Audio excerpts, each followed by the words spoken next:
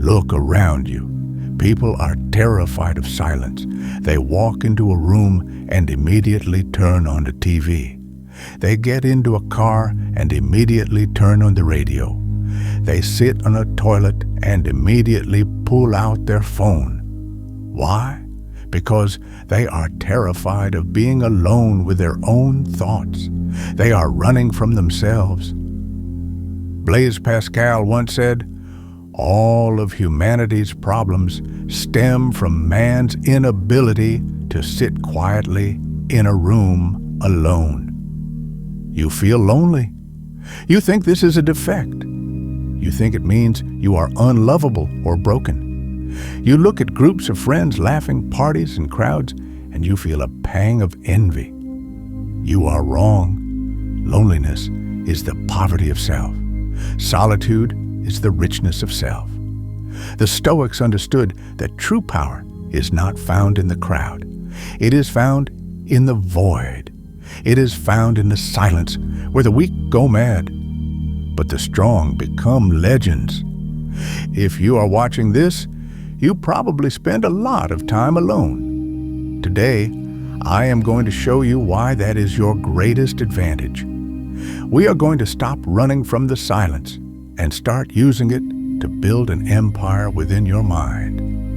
Law number 1, break your addiction to the herd. From the moment you are born, you are programmed to fit in. School, family, society, they all teach you that safety lies in numbers.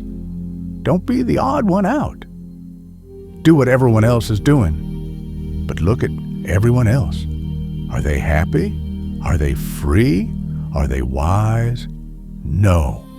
They are anxious, debt-ridden, and confused. Seneca warned us, the most beaten paths are the least reliable. When you surround yourself with the herd, you absorb their fears. You absorb their mediocrity. You cannot hear your own inner voice because the noise of their opinions is too loud. The Stoic steps away, not because he hates people, but because he values his sanity. To be alone is to be dangerous to the system, because when you are alone, you start to think for yourself. You start to question the script. If you feel like an outsider, good. It means you are not infected by the madness of the crowd. Stop trying to force yourself back into a box that was too small for you in the first place. Let's go deeper. Why are you really afraid of the silence? Because you are terrified of being invisible. In the modern world, we have been brainwashed to believe that if it isn't posted, it didn't happen.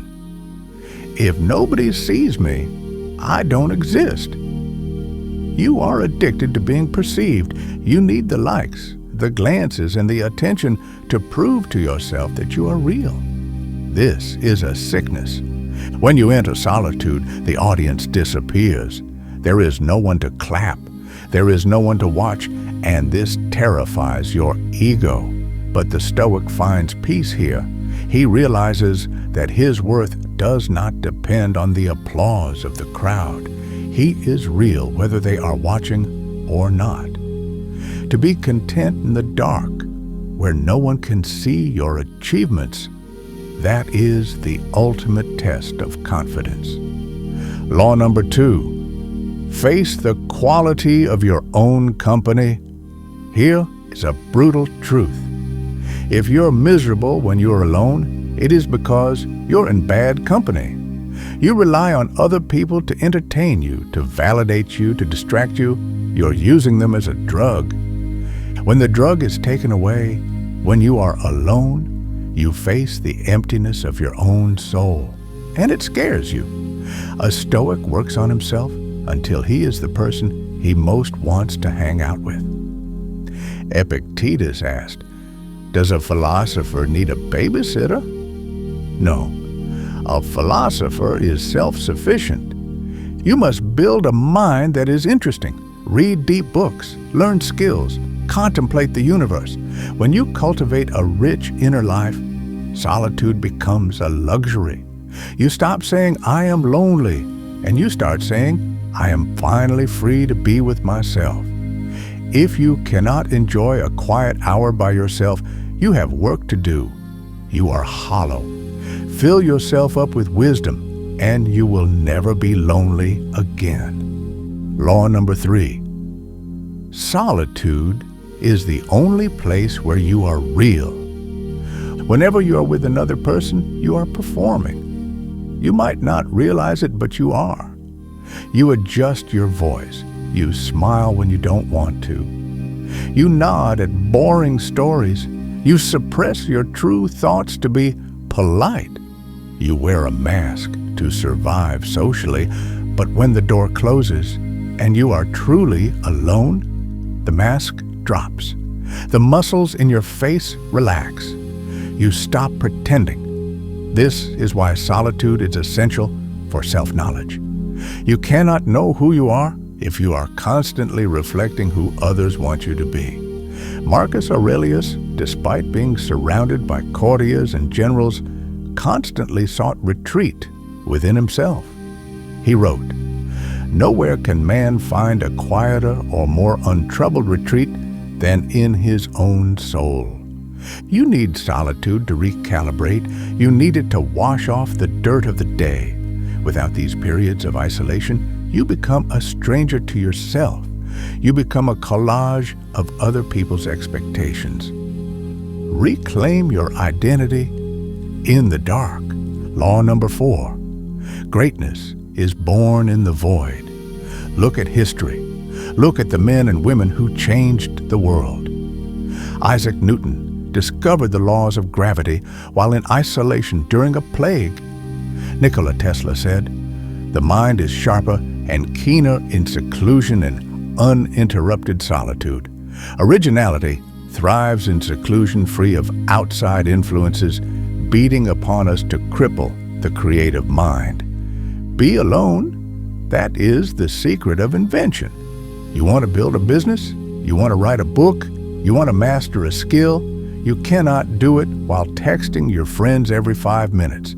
You cannot do it at a party. You need deep work. And deep work requires deep solitude. The herd grazes together, but the lion hunts alone. If you have a big vision for your life, you must accept that you will have to walk a lonely path for a while. You must accept that people won't understand why you are staying home on Friday night. Let them laugh. Let them party. While they are exchanging gossip, you are exchanging your time for mastery. The prize at the end is worth the silence. Law number 5.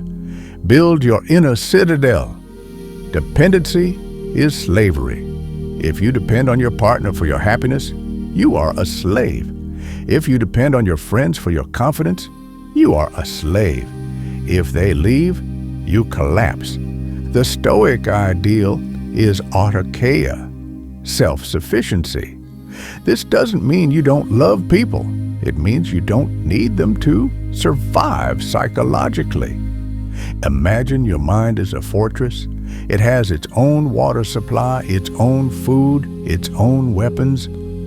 If the siege comes, if everyone abandons you, you can close the gates and be perfectly fine.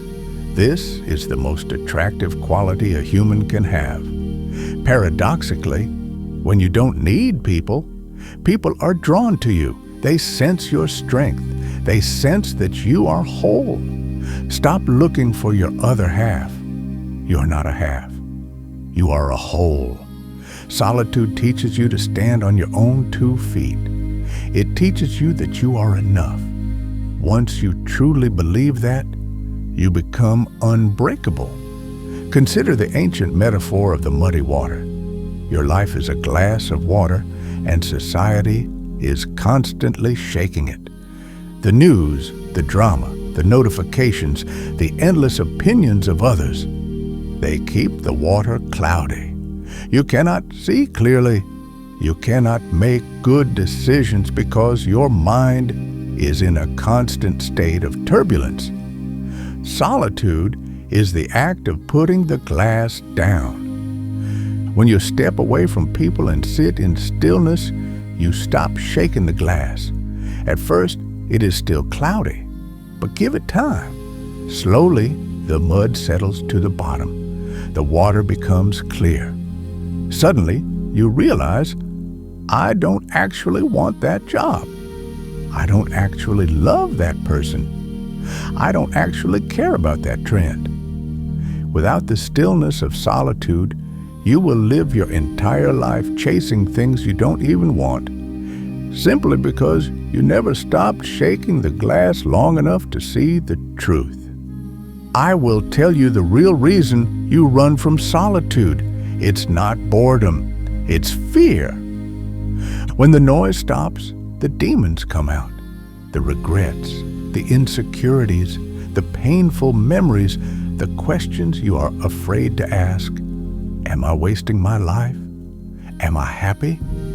It is easy to drown these voices with loud music and alcohol, but they don't go away. They wait. The Stoic does not run. He invites the demons in. He sits them down. He interrogates them. Solitude is the arena where you fight your internal battles. You cannot heal what you do not face. Use your time alone to process your pain, not to distract yourself from it. Journal. Meditate. Stare at the wall and let the thoughts come. It will be uncomfortable. It might be painful. But on the other side of that pain is clarity.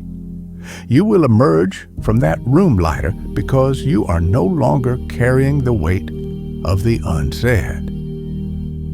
So, the next time you find yourself alone on a Friday night, do not feel sorry for yourself.